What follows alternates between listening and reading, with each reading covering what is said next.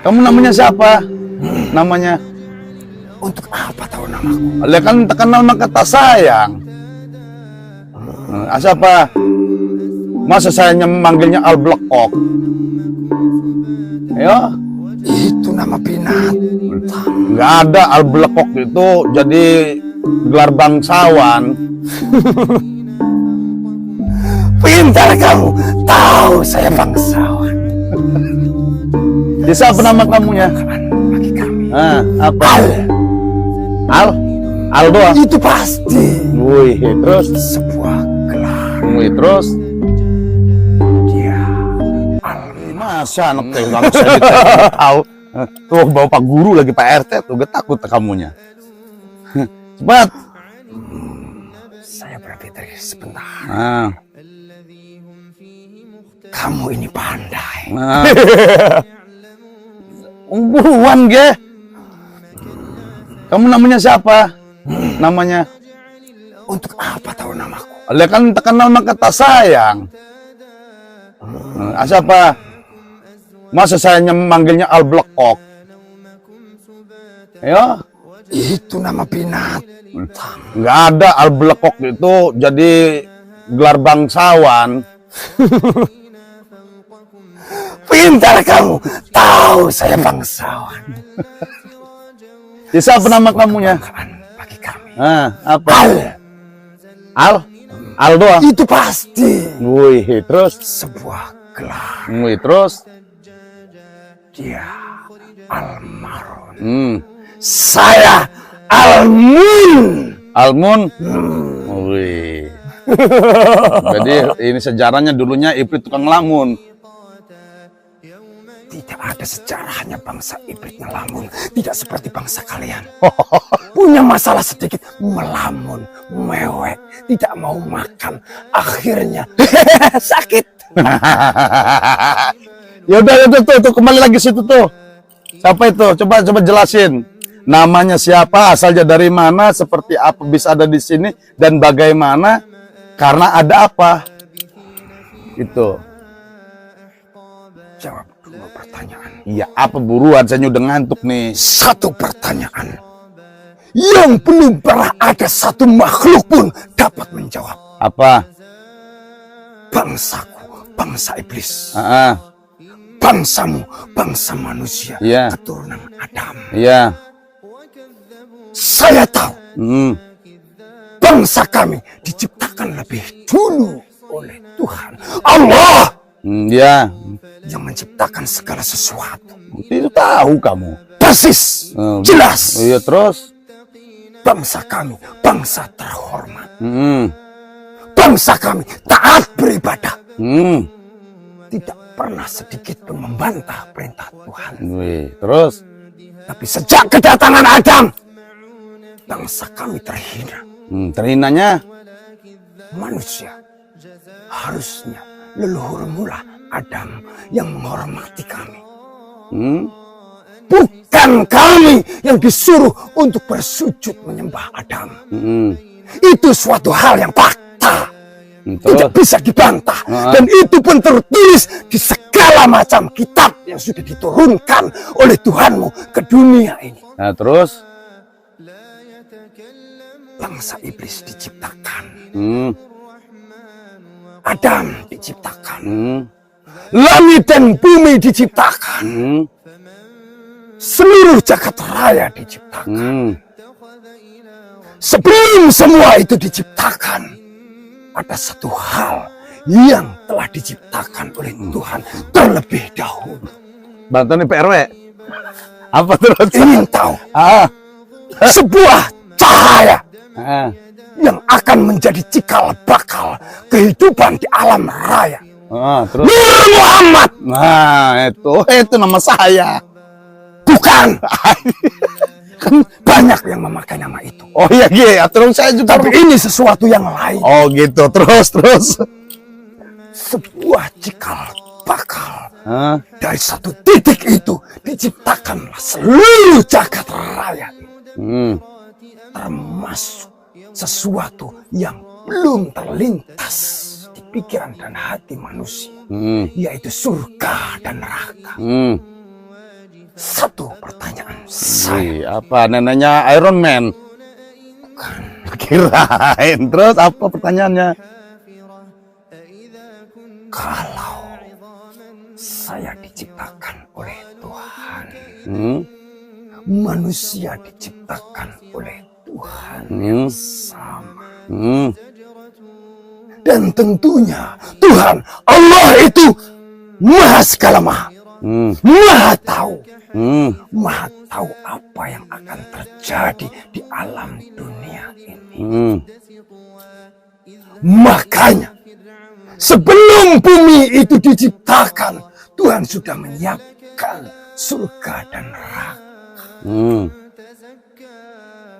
Tentunya Tuhan pun sudah tahu apa yang akan diperbuat makhluk, termasuk bangsaku dan juga bangsa. Iya. Kalau seperti itu, berarti Tuhan pun sudah tahu bahwa bangsa kami akan berkhianat. Paham kan? Paham. Nah, satu pertanyaan saya. Apa? Kalau memang bangsa kami sudah diketahui oleh Allah itu sebelum bangsa kami diciptakan bahwa bangsa kami akan berkhianat dan menjadi penghuni neraka, kenapa bangsa kami diciptakan? Kenapa dibiarkan untuk berkhianat? Bukankah itu suatu ketidakadilan bagi bangsa kami? Jawab pertanyaan itu. Pertanyaannya itu. Nanti ambilkan dulu sayanya. Woi, ini sahabatnya tempe kekian gitu biasa ngajak perang dia aja kan jawabin. Saya tidak perlu perang pasukan, tidak perlu adu kekuatan. Pakai otak, pakai akalmu. Karena kenapa? Agamamu mengajarkan akal, menggunakan otak, bukan dengkul. Waduh, di kemari ibrit kita gini. Allah tahu bahwa bangsa kamu itu akan berkhianat.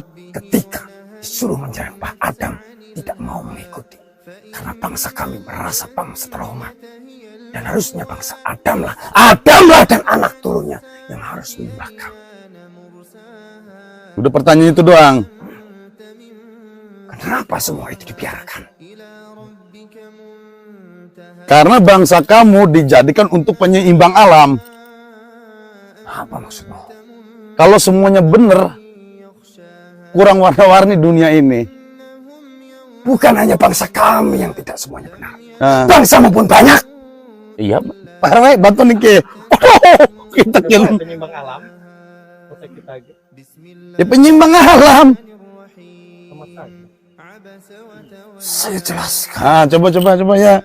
Waduh, kita laju di kalau dirimu mengatakan bahwa bangsa iblis itu diciptakan sebagai penyeimbang alam, tentunya di dalam pikiranmu pasti berkata, bangsa kamilah yang selalu menggoda bangsamu, menjerumuskan bangsamu untuk tidak taat kepada Tuhan. Iya.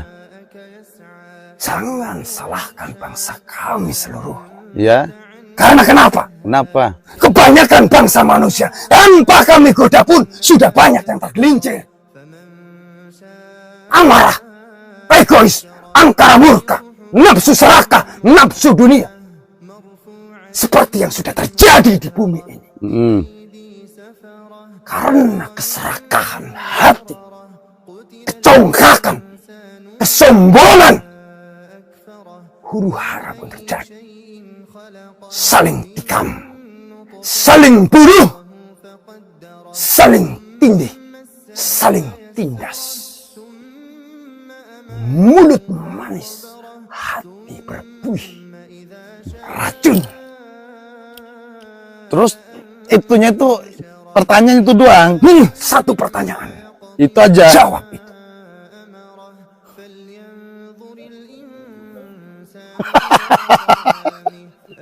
Waduh, iki mau apa ke bless.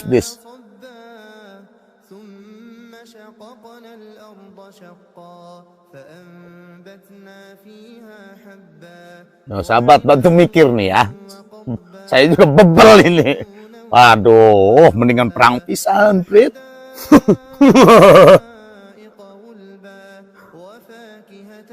Gesang-gesang. Apa itu? Apa gesang?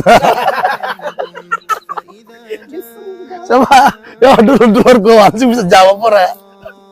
Ya Allah menciptakan karena bagaikan orang tua kepada anaknya.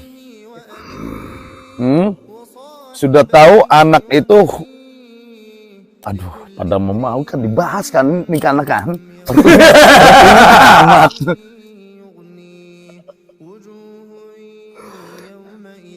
Seperti orang tua mempunyai anak, udah tahu bakalnya anak itu nambahin beban dan selalu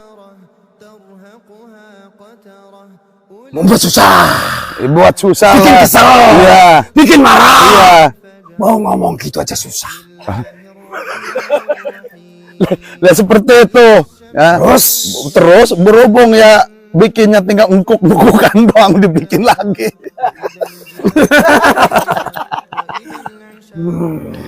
Aduh ya Allah ya Rabbi. Pere, apa ki jawaban lagi? Sana nih, jawabannya sana nih. Seadanya. Aha. Orang makan seadanya. Puas apa tidak? Lah ya kalau nurutin puas dan tidak mah nggak akan pada puasnya manusia mah. Sama saja. Saya juga seperti itu. Terus apa Pret? Jawabannya Pret? Wah kalah kian mungkin sahabat Gus. Bebel pokoknya wes. Apa Pret? Oh. Nyerah. Hah? Nyerah. Geseng.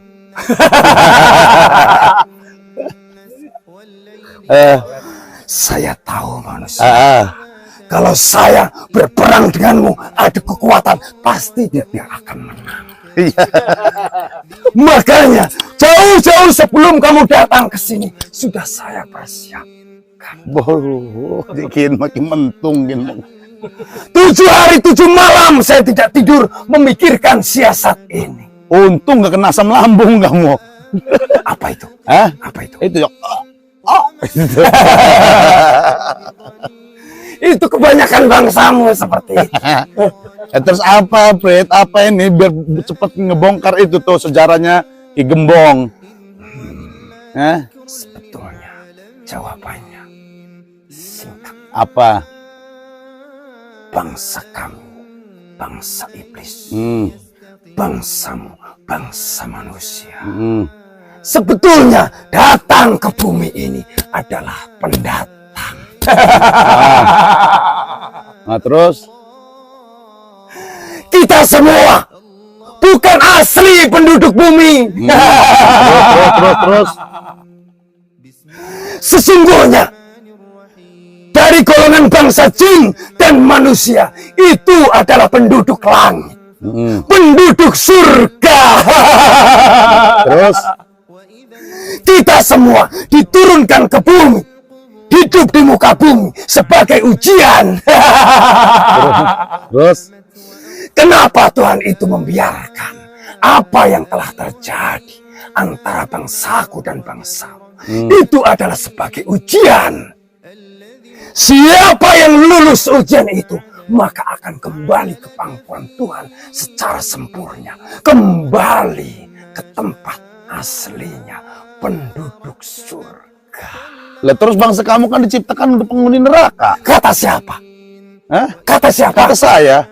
Itu katamu. Bangsa jin dan manusia diciptakan untuk bersujud kepada Tuhan, kepada Allah. Iya. Bukankah di kitab suci juga dituliskan? Iya. Apakah dirimu lupa bahwa Tuhan itu menerangkan, tidak aku ciptakan jin dan manusia kecuali untuk beribadah kepadaku. Bukan diciptakan sebagai penghuni neraka. Sadis sekali Tuhan itu kalau begitu. Semakin pilih kasih,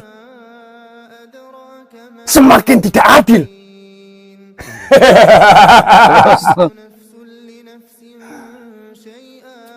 Saya tegaskan kembali. Eh, Kita, baik bangsa jin dan manusia, itu bukan penduduk bumi. Bumi ini hanya tempat persinggahan. Adam setelah menghuni surga, dia merasa kesepian. Terus sekarang begini, bangsa jin sama iblis apa bedanya? Apa kamu tidak tahu? Beliau saya akan tanya. Iblis itu adalah sebuah sebutan, Nah, sebuah sebutan. julukan. Ah, Karena kenapa? Karena membangkang, ah, tidak mentaati perintah Tuhan dikala malaikat seluruhnya diperintahkan untuk bersujud kepada Adam kala itu. Apa kamu kira seluruh bangsa jin itu pengkhianat? Tidak. Sebagian ikut bersujud, sebagian membangkang. Ajajil membangkang. Al-Tawafa membangkang. Dan satu lagi, nenek moyang kami itu yang paling keras membangkang. siapa? Amaliko. Itu yang paling keras membangkang. Tapi sebagian yang lain ikut bersama malaikat bersujud kepada Adam. Saya jelaskan kembali. Dirimu bertanya, apa bedanya bangsa jin dengan bangsa iblis? Seluruh bangsa Ifrit, Ajajil, Banu Lukman itu adalah bangsa jin. Sedangkan para pembangkang dijuluki iblis. Terlempar dari rahmat Tuhan. Jadi termasuk kamu terlempar. Hah? Gara-gara nenek moyangmu. Wah, jadi kesalahan mah jangan dilemparkan ke orang lain. Makanya saya bertanya. Terus pertanyaan itu jawabannya apa? Kenapa Allah menciptakan bangsa kamu, sedangkan kamu itu udah jelas-jelas penghuni neraka?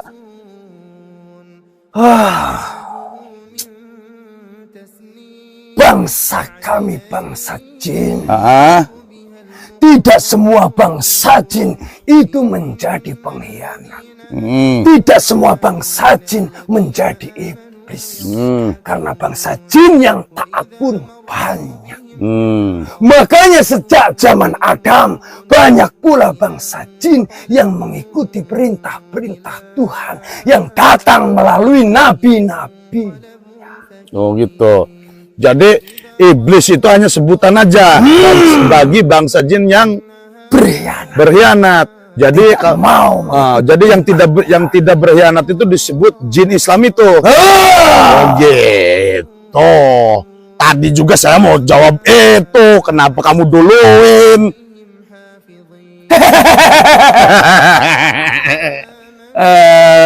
Nah, mau jawab itu tadinya saya tuh. Tuh, orang saya tujuannya ke sana, lari-lari ke bangsa jin iblis, ini gimana ini? Kan sudah saya katakan, itu menjadi sebuah syarat. Jadi syaratnya udah. Sama saja bohong. Syaratnya saya sendiri yang menjawab. Orang mau dijawab duluan. Karena kamu menyerah. Karena nungguin RW ngebuka Google. Belum ada jawaban RW-nya. Saya tungguin kamu. Apa itu Google? Google. Yang begini begitu itu. Tidak akan pernah ada jawaban di situ. Pantesan RW-nya diem aja. Nah, kamu juga buru jawab jatuh ya. Sudah saya katakan sebelumnya. Sebuah pertanyaan yang belum pernah ada seorang makhluk pun yang dapat menjawab. Yaudah ini megeseng aja udah kele.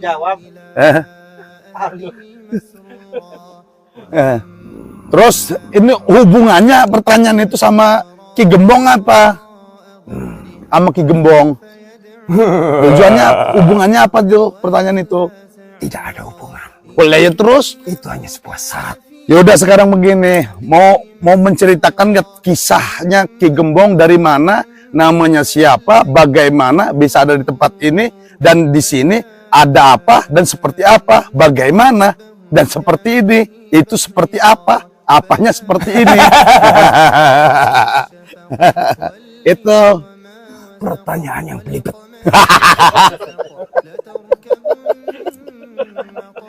Jengkel lagi tuh bugikin. Baru kali ini saya ketemu bangsa kami tuh jengkel. Jadi kacang. Yes lah jadi kacang dapos. Nemah bela gasik. Terus ceritain dulu. Ayo. Biasanya Sebetulnya apa? ceritanya panjang. Terus Tempat ini berhubungan erat dengan Kesultanan Banten. Sultan siapa? Yusuf Susu. Mulanya Yusuf. Jentana. Terus. Tahu yang di sana? Siapa? Kiai Jafar Siddiq. Jafar Siddiq, Bojonegara. Terus Ismail Banjaran. Banjaran. Terus kita bisa kelingan arah-arahnya. Satu lagi. Apa? Sebuah senjata pamungkas, sebuah pusaka berupa keris berkepala burung elang. Sambrangin. Tengahnya berlubang. Ya sambrangin, Kiai sambrangin. Terus mau kerisnya? Mau. Saya sudah tahu. Botong-botong pengen ditebas pakai itu. Coba kamu nyeta ketemu sama Ki Sambrangin. Karena itu memang ada kaitan tentang tempat ini. Ya coba seperti apa ceritanya? Waktu itu Jentana itu dia belum seperti itu. Ia masih menjadi seorang pemimpin pasukan. Di kala itu Banten sedang kedatangan masalah. Orang berambut merah, berkulit merah, datang dari jauh. Iya. Ingin menguasai. Terus di situ terjadi sebuah pergolakan besar. Dan tentunya untuk membendung semua itu diperlukan sebuah pasukan demi pasukan yang didaya sakti mandraguna. Bukan hanya kekuatan fisik, tapi juga harus memiliki kekuatan batin yang hebat, senjata yang hebat. Di sini, di wilayah ini, memang sudah banyak pandai besi yang bisa membuat parang, membuat golok. Di sini, di wilayah Banten. Iya. Terus. Makanya jangan heran tidak asing wilayah Banten ini mainannya golok. Terus. Karena itu memang senjata khas. Gitu ya. Terus. Tapi terkadang musuh itu bukan hanya dari luar. Justru yang sangat berbahaya itu musuh dalam selimut. Itu dalam selimut mah usrek doang. Bukan itu maksudnya. Apa maksudnya? Kalau berperang, bertempur, melawan bangsa asing, bangsa luar, itu sudah jelas. Tapi kalau bertempur, melawan kerasukusan, bangsa sendiri, saudara sendiri, itu yang sulit. Lah kirain bertempur dalam selimut. Laikum kororabi kan. Terus. Tidak dulu, tidak sekarang, sama saja. Yang paling sulit itu memerangi keserakahan bangsa sendiri, memerangi kerakusan saudara sendiri. Terus itu yang paling sulit. Karena kenapa? Rambut sama hitam, bahasa sama, kulit sama, makan pun sama, hidup di lingkungan yang sama, Hmm. tapi memiliki pikiran dan hati yang berbeda. Terkadang mulut manis, tapi hati berduri, pahit. Itu yang sangat sulit diperangi. Oh iya, terus? Karena pada zaman kala itu pun sama. Jentana itu, dia pun memerangi bangsanya sendiri. Orang-orang yang membela company, dia perangi juga kala itu. Sebelum sebuah prahara datang, nafsu dunia, dia itu orang hebat, kebal. Jangankan golok, jangankan parang, jangankan pedang, peluru emas pun tidak dapat menembus tubuh. Yang kala itu, peluru emas menjadi andalan company untuk menembus tubuh-tubuh bangsa Nusantara yang kebal senjata. Nah, ini juga kebal. Kebal. Ya, Pemain The Boss ini. Kemarin habis main The Boss makan nasi padang habis 2.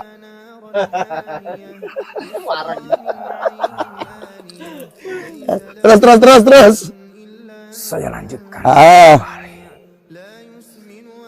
Ketika permasalahan demi permasalahan itu semakin banyak pula orang-orang dari Nusantara ini, termasuk pribumi, yang menjadi jembatan bagi company. Bukan orang biasa, bukan rakyat jelata, tapi justru orang-orang yang memiliki pengaruh. Mereka pun harus diperangi. Dan untuk memerangi itu dibutuhkan sebuah senjata yang hebat.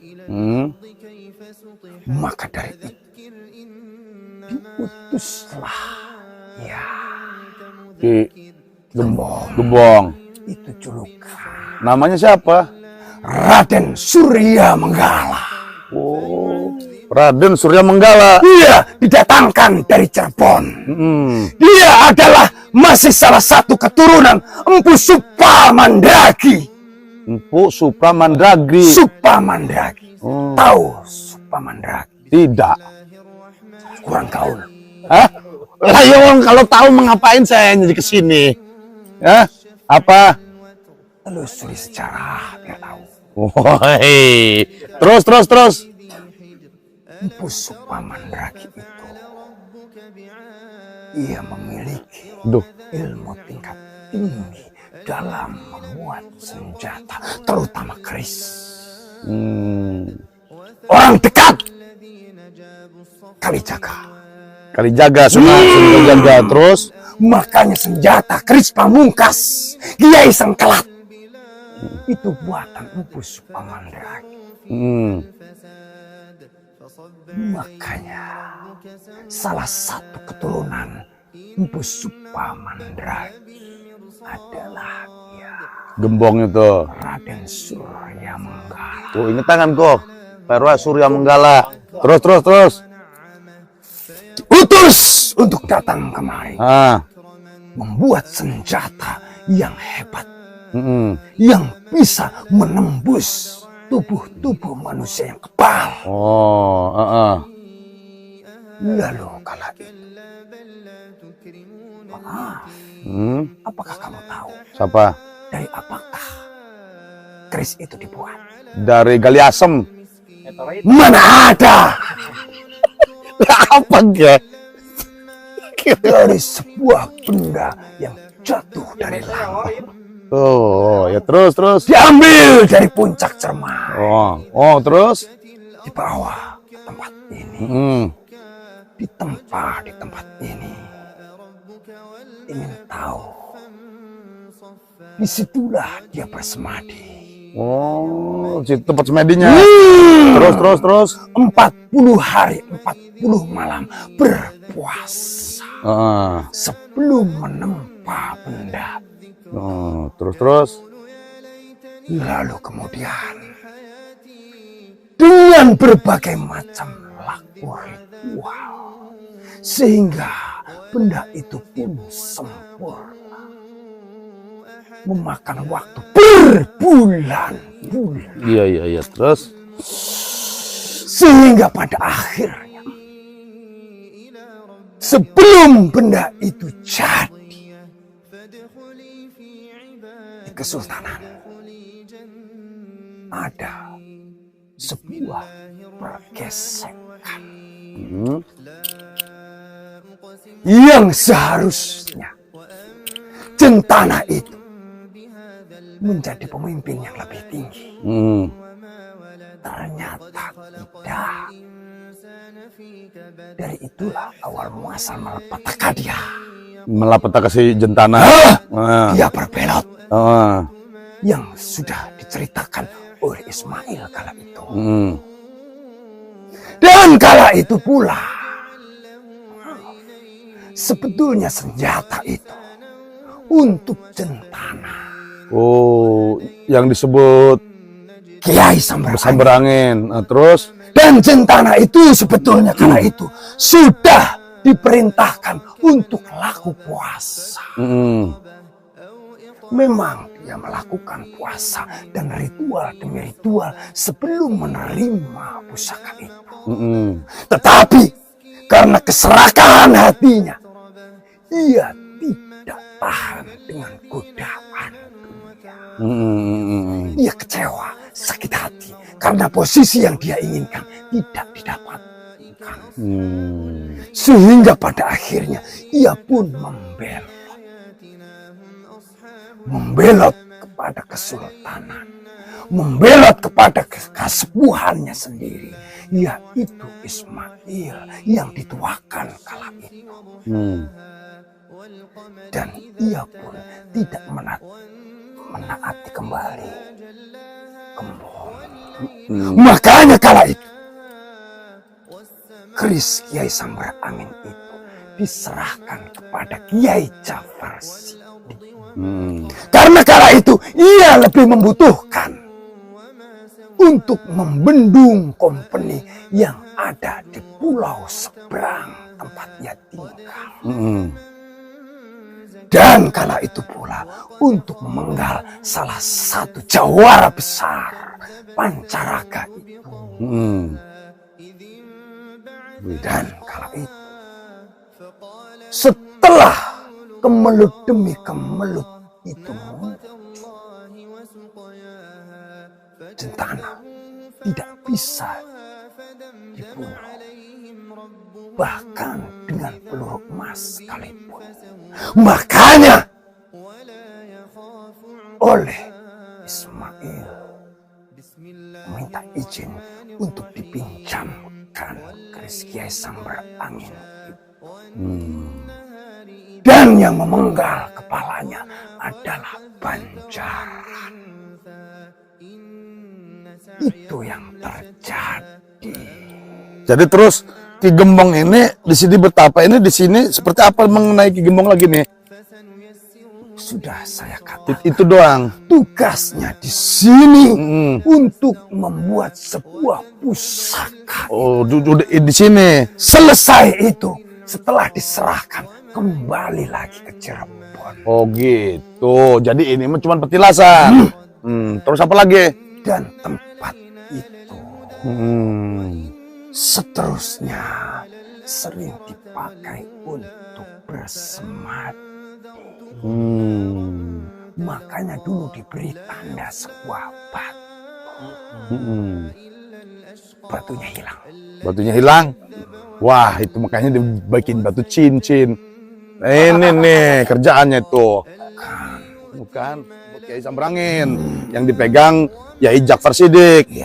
Gitu. Sampai sekarang ada di sana. Iya ada. Nah, mau kamunya saya hadiahin itu.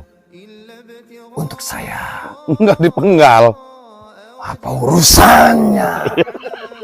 kirain mau ngejajal nyoba gitu. Oh, jadi seperti itu. Jadi ini mah tempat menempa keris Kiai Samberangin yang sekarang keris itu dipegang Yai Jafar Siddiq ya. Terus jadi Ki Gembong itu jadi dari Cirebon. Jadi setelah bikin keris itu balik lagi ke Cirebon. Oh, gitu pinter. Oh, udah nggak ada lagi nggak? Ada. Apa?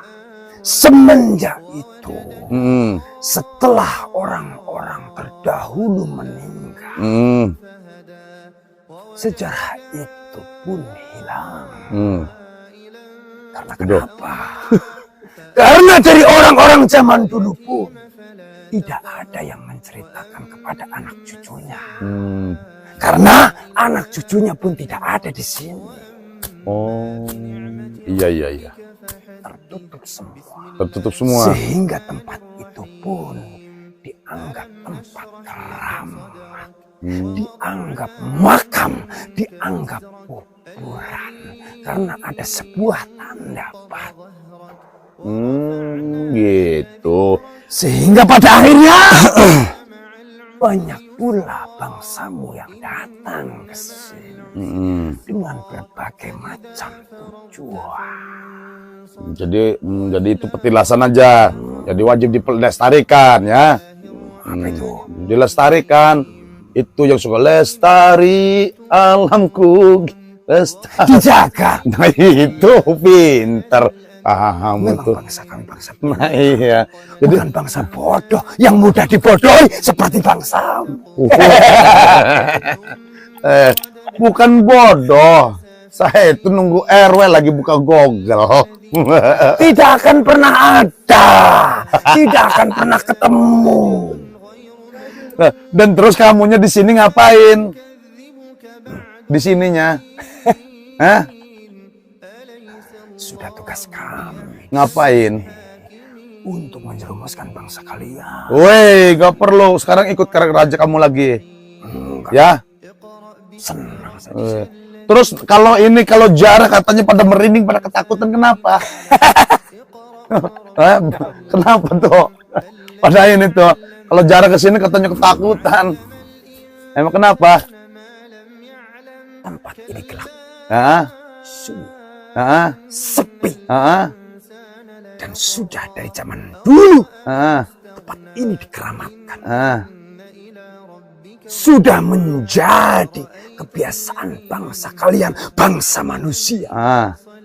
Tempat keramat itu adalah tempat yang angker, tempat yang wengit, tempat di mana makhluk gaib bersarang. Terus? Dikala suasana sepi, sunyi, pikiran dan hati kesana kemari. Gitu apa RW? Terus? Yang dipikirkan bukan doa-doa yang diucap.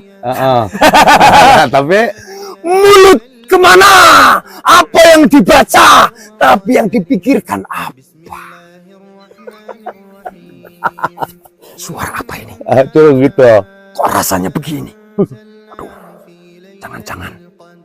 Aduh, memedih. Merinding. Hawa semakin dingin.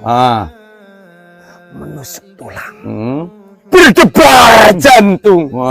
Takut. Sedang itu jangan macem-macem kamu. Itu yang jarah di sini yang sering itu pejabat negara. RT sama RW.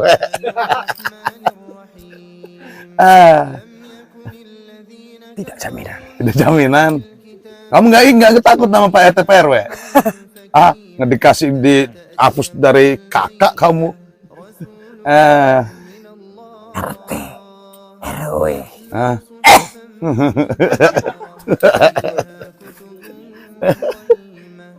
Mohon maaf. Bangsa kami tidak takut dengan jabatan. Justru kami sangat senang dengan orang-orang bangsa manusia yang memiliki jabatan. Kenapa? Semakin tinggi jabatannya, maka bangsa kami akan semakin senang. Tahu kenapa? semakin tinggi jabatan, semakin besar pengaruh. Melenceng sedikit, nasib rakyat sengsara. Ya. RT, RW, nggak ngaruh. Yaudah, kembali lagi ke topik pembicara. Jadi intinya di sini ini tempatnya Ki Gembong untuk menempa keris Kisan Berangin yang dipegang Yai Ja'far Shiddiq, dan beliau setelah beres melakukan ritual-ritualnya dan menempa senjata keris itu pulang lagi ke Cirebon. Setelah diserahkan. Oh, setelah diserahkan kembali lagi ke Cirebon. Kiai Ja'far Shiddiq. Ah. Karena Gembong itu, Raden Surya Manggala itu orang yang sangat waskita. Waskita baja ta. Sangat peka batinnya. Oh, kira mikir saya mungkin ada PT Waskita baja itu. Kira saya mah sekarang jadi Bisa membaca hati. Oh gitu. Walaupun mulutnya manis, tutur katanya santun, lemah lembut, belum tentu hatinya. Iya mana, ya udah. Itu yang dibaca. Walaupun Kiai Ja'far Shiddiq itu orangnya keras, tapi dia memiliki hati yang lembut. Sekali tidak bisa dirubah. Itu dia. Beda dengan Jentana. Masih mudah kena rayuan dunia. Nafsu. Itulah yang terjadi. Makanya seperti yang terjadi pada kebanyakan manusia, ketika ia menuruti nafsu yang berlebihan, hancur hidupnya. Itu yang terjadi. Setelah diserahkan, pamit kembali pulang ke Cirebon. Jadi gitu. Dan tempat itu diberi tanda, dikenang sebagai tempat bersejarah. Jadi menempa senjatanya juga di situ. Oh, udah gitu dong cerita beliau. Yaudah, ya udah. Kalau gitu kamu nanti ikut kembali ke raja kamu ya. Ya. Pilih dipaksa apa secara sukarela? Pilih dipaksa apa secara sukarela? Dapat apa saya? Dapat apa? Oleh itu nanti kembali lagi bersatu lagi sama raja kamu. Ya. Daripada kamu nyumput di sini. Keluarga berani, jadi kambing conge, yo, nutup diri. Satu syarat. Apa? Pasukan saya. Artinya dibawa semua, ikut semua sama raja kamu. Yang diikat. Ya nanti dilepasin semua. Betul. Iya. Ya. Baik. Akan saya buka dulu perisai. Iya, buka semua. Nanti raja kamu, nanti kan maunya ikut ke raja kamu, dibantu sama si Al-Malu segala. Baru si rakyat. Teklok sayanya ini. Allah. Ngomong konon Pak RW.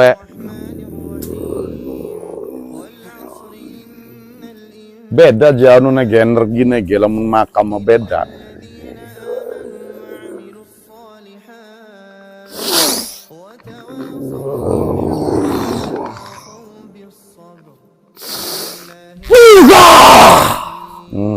Dah, kamu nanti ikut raja kamu aja, biar raja kamu sama Al-Malu yang bimbing ya semuanya ya.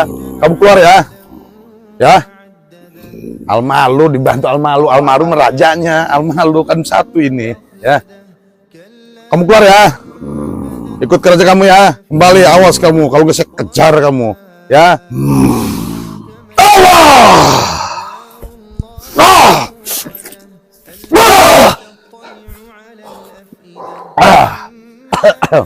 Oke sahabat ya, jadi Intinya seperti itu di sini ya, tadi itu saya rasakan dari energinya. Tadi bukan energi makam ya, kayak energi hanya seperti ya makom, tempat singgah atau tempat pernah ya duduk di depan kedudukannya di situ, apa tempat semedi ya tadi itulah, bukan semedi buat bikin ini situ. Jadi bukan makam ya, makom itu mah petilasan seperti itu sahabat ya. Pada intinya apapun yang saya lakukan pada malam hari ini dari seputaran Kampung Sayar ya, Serdang Lor, Kecamatan Taktakan, Kabupaten Kota Serang, ya Serang kan? Ya. Hanya sebatas pemediasian saja, sebatas ini aja, syariat saja, itu masalah hakikat dan kebenaran hanya milik Allah ya. Jadi video ini saya buat itu hanya sebatas buat hiburan saja. Kalau masalah tentang sejarah banyak versi. Silahkan mau menilai dari sudut pandang belah mana. Itu mah terserah masing-masing. Yang intinya pada dasarnya kita jalankan satu yang kita tuju hanya Allah Subhanahu wa taala. Baik ambil, buruk buang, nggak perlu diperdebatkan, tidak perlu dipermasalahkan. Ingat itu persahabat ya, anggap buat hiburan saja. Jika ada kesalahan saya mohon maaf. Usikum wa nafsi bitaqwallah. Assalamualaikum warahmatullahi wabarakatuh. Sampai jumpa. Aduh.